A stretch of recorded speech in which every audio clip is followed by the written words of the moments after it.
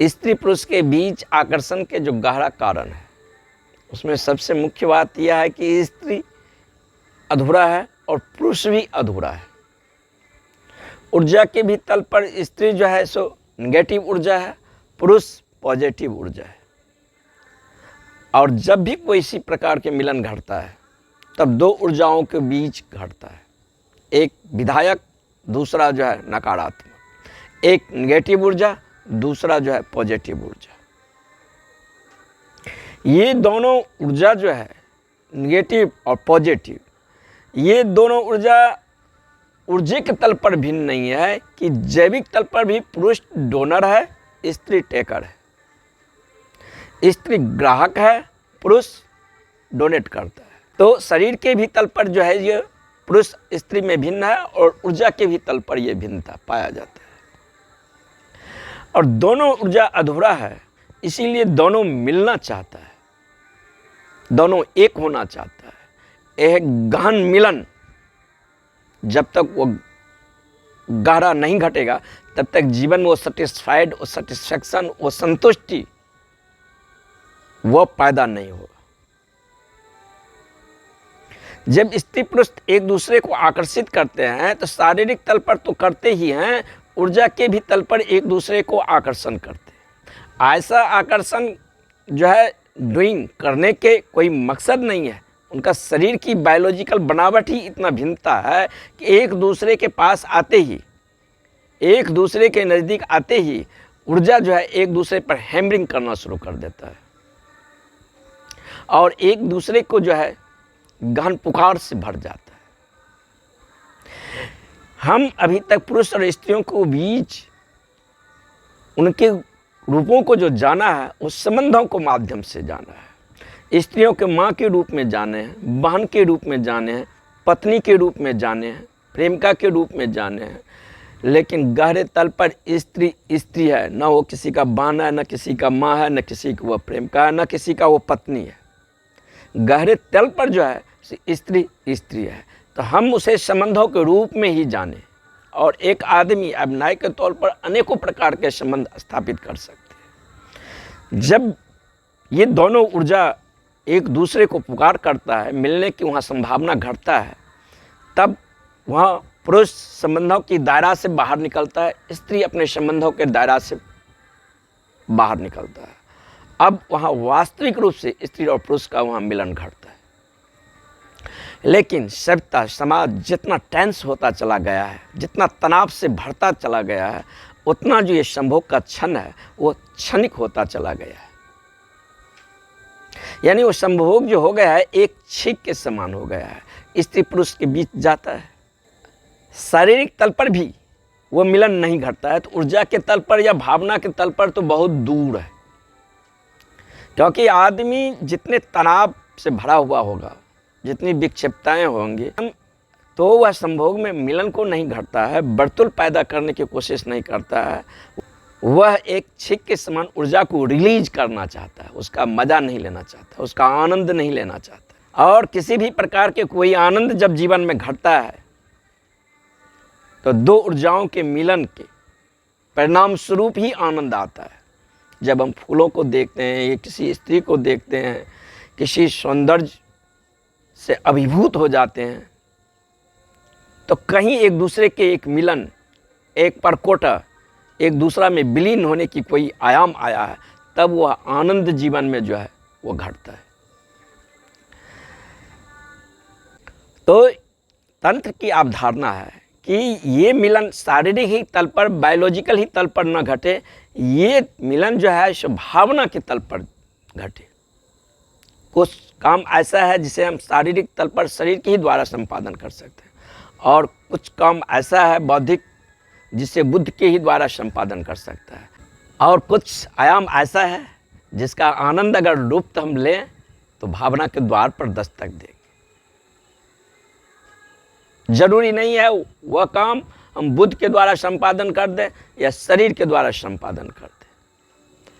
अब सौंदर्य से अभिभूत होना है, काव्य का मजा लेना है, कविता का मजा लेना है, भावना को केंद्र पर उतरना पड़ेगा। बुद्ध के केंद्र के द्वारा उसका आनंद नहीं लिया जा सकता, उसे गाया नहीं जा सकता, उसका लुप्त नहीं लिया जा सकता है, और न शरीर के केंद्रों के द्वारा उसका आनंद लिया जा सकता है। भावना वह केंद्र है जो निर्जीव और पार्थिव चीज को जीवंत बना देता है। भावना का हाथों से जब हम किसी चीज को स्पर्श करते हैं तो वो निर्जीव चीज सजीव हो जाता है। तो जब इस काम क्रीड़ा में हम, इस मैथुन में हम जब उतरते हैं तो शारीरिक तल से ऊपर उठे और बुद्धि के तल से नीचे गिरे, भावना के तल पर आ जाए। और जब भावना के तल पर हम एक दूसरे को नज़दीक आते हैं, पुरुष और स्त्री दोनों एक दूसरे को नज़दीक आता है, तो शरीर में एक ग्राहकता आता है, एक उष्णता आता है, शरीर का द्वार खुलता है, शरीर मेल्ट होता है, शरीर पिघलता है। शारीरिक तल पर जो मिलन हो सकता है, घट सकता है, वह पहले घटता है। फर्स्ट सीढ़ी है, पहला स्टेप है। दूसरा मिलन जो है वह भावना के तल पर घटेगा। जब हम भावना के तल पर एक दूसरे के साथ आत्मसात हो जाते हैं तो एक द्वार खुलता है, एक आयाम खुलता है ऊर्जा का। और ये अवधि आधा घंटा से अगर ऊपर चलता है तो पुरुष का ऊर्जा और स्त्री की ऊर्जा दोनों मिलकर एक विद्युत बलाई, एक प्रकाश पुंज पैदा करता है।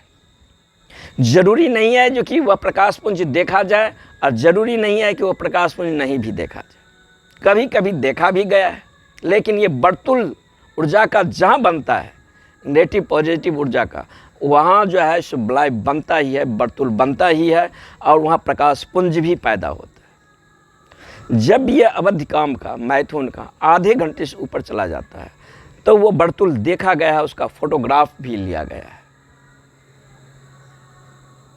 वो किसी सभ्य समाज में ये नहीं मिलेगा। तनाव युक्त जितना मनुष्य है, टेंस में है, तो उसका जो संभोग होगा वो ज्वरग्रस्त होगा, वो ऊर्जा से रिलीज होना चाहेगा। शिथिल होना और रिलीज होना दो अलग अलग बात है।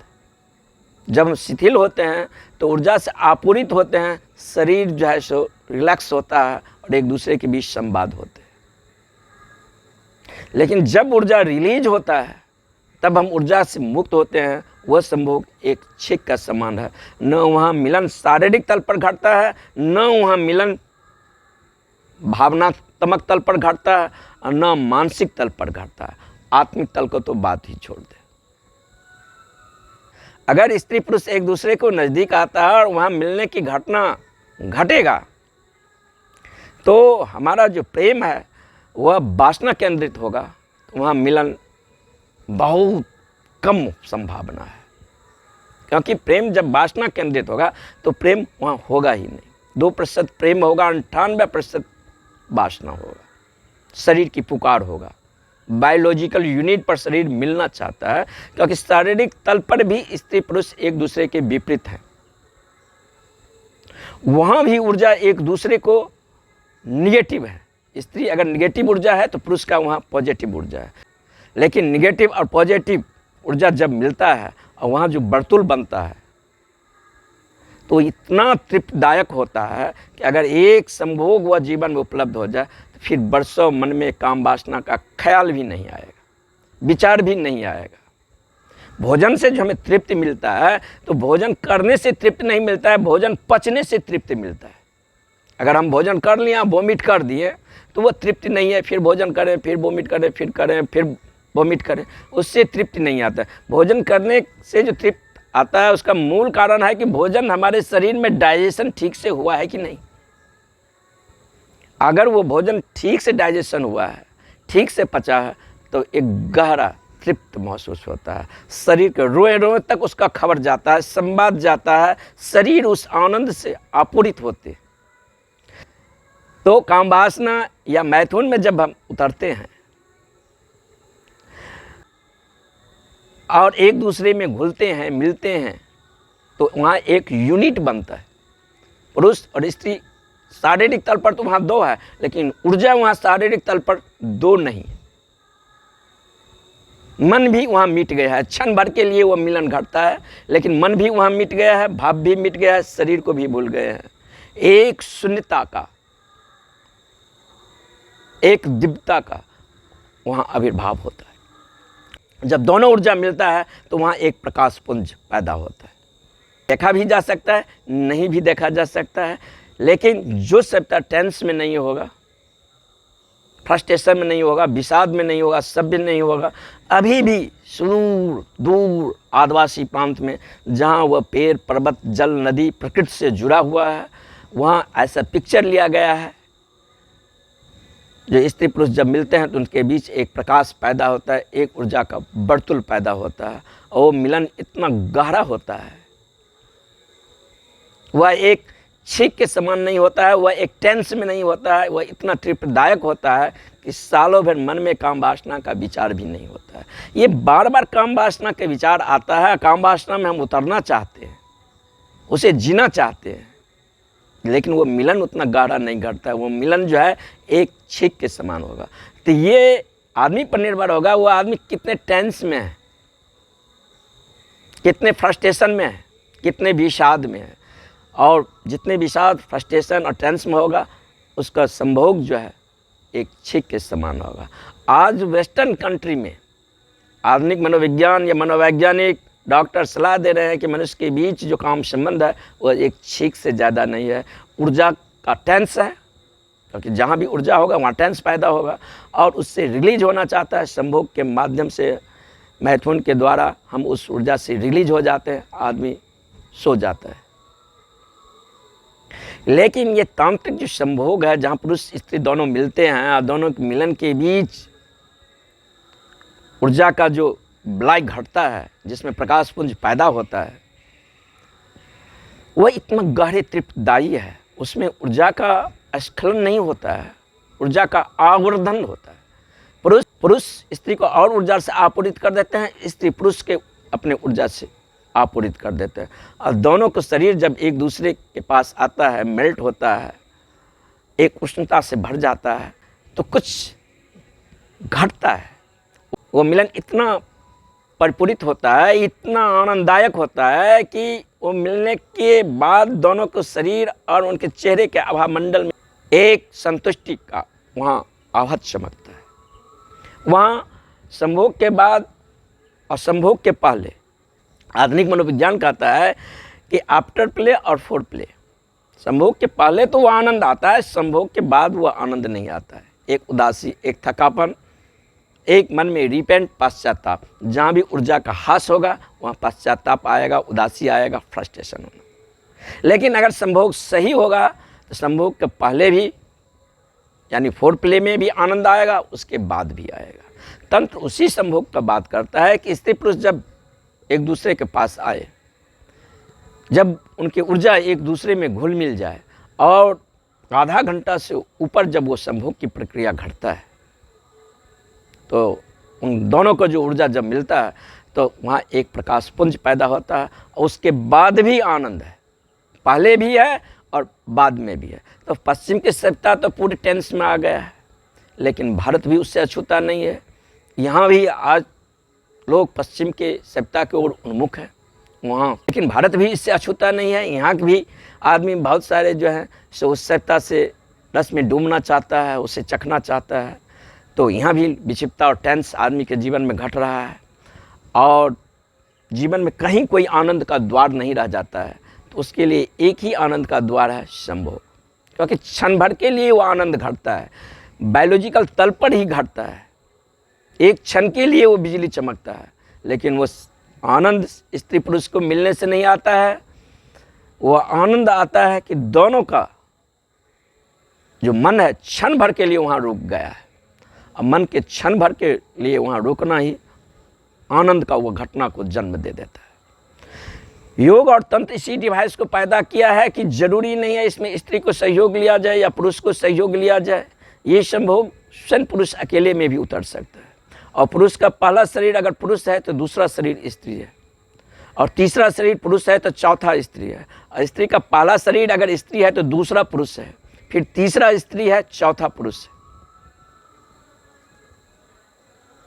और पहला शरीर और दूसरा शरीर जब ये दोनों मिलता है पुरुष का, वहाँ एक यूनिट, वहाँ ऊर्जा के एक बलाई घटता है। जो बाहर घटता था वह भीतर भी घटता है।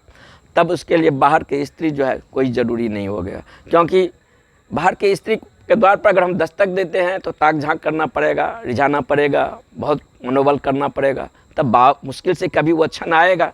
लेकिन हम अपने ही ऊर्जा को, पुरुष ऊर्जा को अपने ही भीतर स्त्री ऊर्जा से मिला देते हैं तो दोनों मिलकर एक यूनिट को पैदा करते हैं। फिर वहाँ आकर्षण जो बायोलॉजिकल तल पर बाहरी था, वो आकर्षण बायोलॉजिकल तल पर टूट जाता है और वह अपने ही भीतर स्त्री से जब हमारा पुरुष का ऊर्जा मिल जाता है, और स्त्री के भीतर भी ये घटना घटता है, स्त्री का दूसरा शरीर पुरुष है, और जब तंत्र योग के प्रक्रिया द्वारा वह अपने ही दूसरे शरीर से उसके ऊर्जा आपूरित हो जाता है तो भीतर एक मैथुन का घटना घटता है।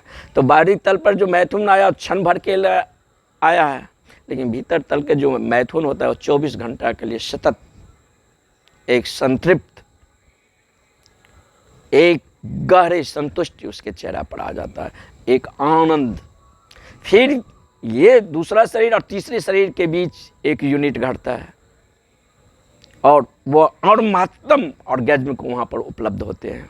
फिर तीसरे शरीर और चौथे शरीर के बीच, पुरुष स्त्रियों के बीच एक ऊर्जा का विलय का घटना घटता है, फिर एक यूनिट वहाँ पैदा होता है। तो मनुष्य एक विशाल ऊर्जा का स्तंभ बन जाता है। उसका व्यक्तित्व जैविक भी तल पर छिद्रयुक्त बाल्टीन के समान नहीं है, छिद्र रहित बाल्टीन के समान हो जाता है और वह एक विशाल ऊर्जा का स्तंभ हो जाता है। अभी हमारा ऊर्जा है सो प्रतिफल रिलीज हो रहा है, आँख के द्वारा, कान के द्वारा, हाथ के द्वारा और जनेंद्रियों के द्वारा। सर्वाधिक जो एनर्जी जनेंद्रियों के द्वारा रिलीज होता है हमारा व्यक्तित्व में, यानी एक संभोग में लगभग आदमी उतना ही एनर्जी को रिलीज कर देता है जितना 3 किलोमीटर एक आदमी दौड़ का आएगा, उसमें जितना ऊर्जा लगेगा। जब तक हमारा ये छिद्र हमारे शरीर में बंद नहीं होगा तब तक जीवन में कोई ध्यान का, कोई आनंद का, कोई सुबास पैदा नहीं होगा। ऊर्जा को उठना पड़ेगा शरीर के तल पर, दूसरे आयाम में, दूसरे चक्रों पर, तब वहाँ एक मिलन घटता है, तब वहाँ एक अलग क्रिएट आबो हवा होता है, एक न्यू डायमेंशन में जो है हम वहाँ प्रवेश करते हैं। फिर वहाँ ऐसा नहीं होता है जीवन, किसी उच्च तल पर वहाँ जीवन शुरू हो जाता है। तो जितने ऊंचे तल पर हम मिलते हैं जीवन में उतने खिलावट आता है, जीवन रस से आपूरित हो जाता है, वह बाहर किसी खिड़की के द्वारा ताक झांक नहीं करता। बाहर ये हमारा जो ताक झांक है, स्त्री पुरुष के बीच जो बायोलॉजिकल तल पर जो आकर्षण है वो प्राकृतिक है और प्रकृति ने ही उस चक्र को सक्रिय किया है, क्योंकि प्रकृति को वहाँ ज़रूरत है, क्योंकि प्रकृति के प्रजनन के लिए ज़रूरी है। क्योंकि उस चक्र को अगर प्रकृति सक्रिय नहीं करेगा तो प्रकृति का प्रजनन की प्रक्रिया वहाँ रुक जाएगा। प्रकृति को हम में ज़्यादा उत्सुकता नहीं है, बाकी चक्र को वो निष्क्रिय कर दिया है, उसे हमें ही सक्रिय करना पड़ेगा। लेकिन पहला चक्र को जब हम बंद करेंगे, हम ऊर्जा से आपूरित होंगे, ऊर्जा बढ़ता चला जाएगा, बढ़ता चला जाएगा, और ऊपर और ऊपर और ऊपर हम उठते चले जाएंगे।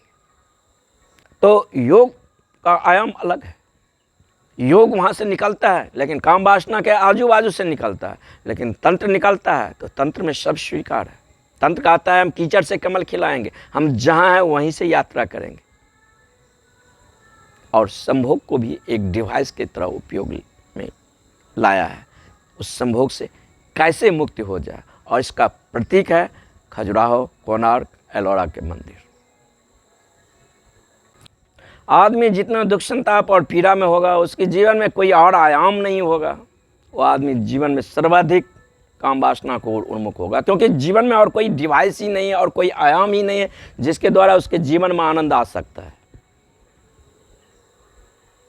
कोई और जीवन में उसके रचनात्मक आयाम नहीं है। लेकिन जीवन में अगर कोई रचनात्मक आयाम है, काव्य है, सौंदर्य है, चित्रकार है, मूर्तिकार है, तो जीवन में आनंद का और दूसरा द्वार खुलता है। आप उसका कल्पना नहीं कर सकते हैं जब एक कवि कविता रचता है, जब किसी के भीतर एक काव्य का जन्म होता है, जब एक मूर्तिकार मूर्ति बनाता है, तब उसके भीतर एक गहन आनंद घटता है। तो हमारा व्यक्तित्व जितना कंस्ट्रक्टिव होगा, रचनात्मक होगा, तो हमारा जीवन में जो है काम वासना का तल, उसका आयाम उतना हम उन्मुख नहीं होंगे। ये दर्शाता है कि हमारे जीवन में किसी भी प्रकार का और कोई आयाम नहीं है। वो आदमी जीवन में सर्वाधिक कामुक होगा, क्योंकि काम के ही द्वारा क्षण भर के उसके जीवन में कोई आनंद आता है, और उसके जीवन में जो उन्मुखता होगा, खाने पीने के अलावा उसके जीवन में कोई आनंद नहीं होगा। ये दो तल है। तो जितना काम में आदमी उन्मुख होगा, उसका जीवन शारीरिक तल होगा, उसके जीवन में और कोई डायमेंशन नहीं होगा।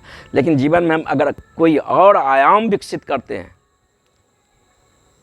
और जीवन में हम अगर रचनात्मक हैं, और द्वारों से हमारे जीवन में आनंद के स्रोत बहता है, तो वह भी काम में उतरता है। लेकिन वह काम में उतरता है वासना के लिए नहीं, प्रेम के लिए।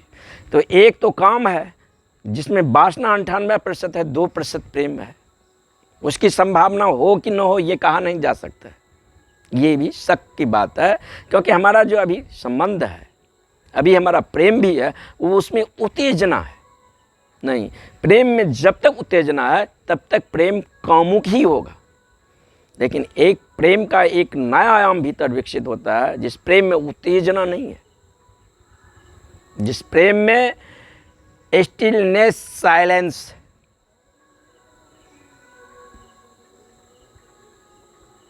वह पैदा होगा जब हमारे भीतर ऊर्जाओं के बर्तुल, निगेटिव और पॉजिटिव दोनों ऊर्जा के बर्तुल हमारे भीतर घटेगा, तब वह प्रेम पैदा होगा। और हम जितना प्रेम के उन्मुख होते चले जाएंगे, उतना हमारा ऊर्जा हॉरिजॉन्टल एक्स में गति नहीं करेगा, वर्टिकल एक्स में जो है हमारा ऊर्जा गतिमान हो जाएगा। और हमारा जीवन में एक समस्वरता का जन्म होगा, एक धन्यता का, एक आनंद का, एक अभाव का। सारा रुग्णताएँ हमारे जीवन से चल जाएगा। हमारा जीवन एक आनंद का, एक फ्लावरिंग होगा, एक खिलावट होगा।